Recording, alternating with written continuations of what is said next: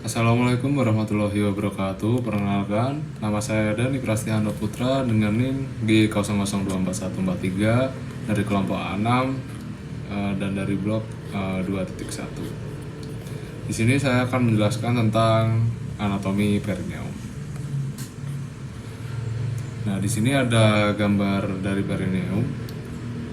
Nah, sebelum masuk ke anatominya, perineum itu adalah area anatomi yang terletak di bagian bawah panggul dan berperan penting dalam fungsi ekskresi serta reproduksi.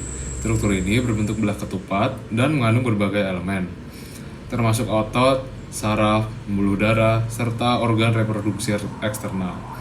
Selain itu, perineum juga berkontribusi dalam mempertahankan stabilitas panggul serta mendukung proses buang air kecil dan besar. Nah, yang pertama itu ada batas-batas perineum. Untuk anterior itu ada di simfisis pubis. Lalu pada bagian posterior itu ujung os coccygeus. Lalu pada bagian lateral itu ada di tuber ischiadicum dextra dan sinistra. Kemudian bagian superior yaitu diafragma panggul yang terdiri dari otot-otot dasar panggul seperti levator ani dan coccygeus. Lalu yang kedua ada bagian perineum.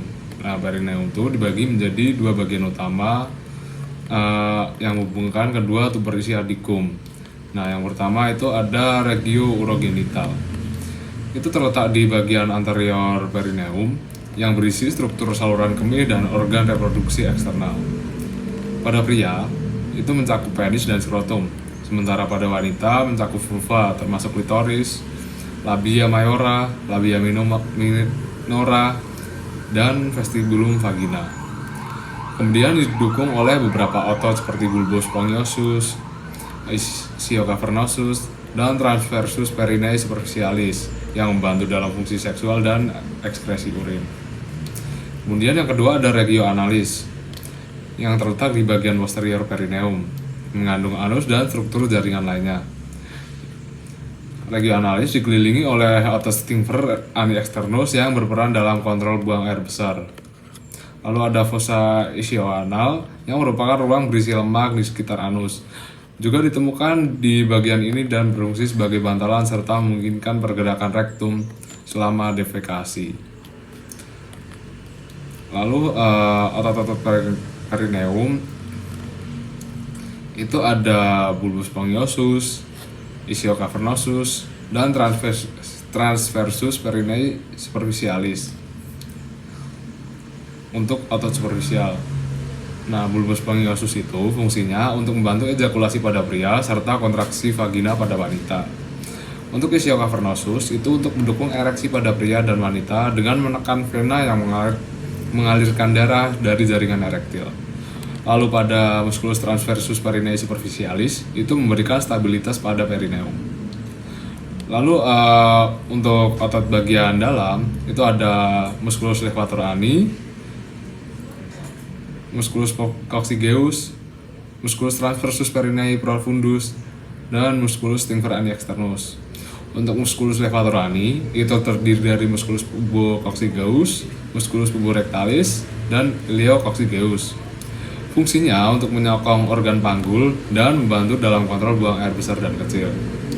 Untuk musculus coccygeus itu untuk membantu menstabilkan tulang ekor dan menyokong diafragma panggul.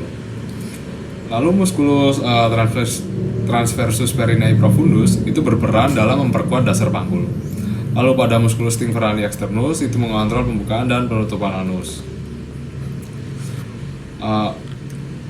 Lalu untuk persarafannya, perineum dipersarafi oleh berbagai cabang saraf yang terutama berasal dari saraf pudendus S2 sampai S4. Nah, saraf ini itu bertanggung jawab atas fungsi sensorik dan motorik di area perineum. Selain itu, cabang dari saraf ilioinguinal dan saraf perineal juga turut memberikan sensasi pada beberapa bagian perineum. Untuk vaskularisasinya, suplai darah ke perineum itu berasal terutama dari arteri pudenda interna yang bercabang menjadi beberapa arteri lebih kecil untuk mendukung berbagai struktur di perineum.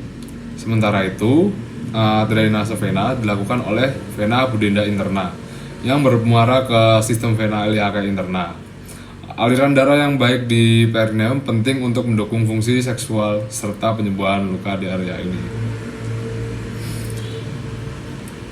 Baik, sekian presentasi dari saya. Mohon maaf apabila ada kesalahan dalam pengucapan kata dan lainnya. Saya mohon maaf yang sebesar-besarnya.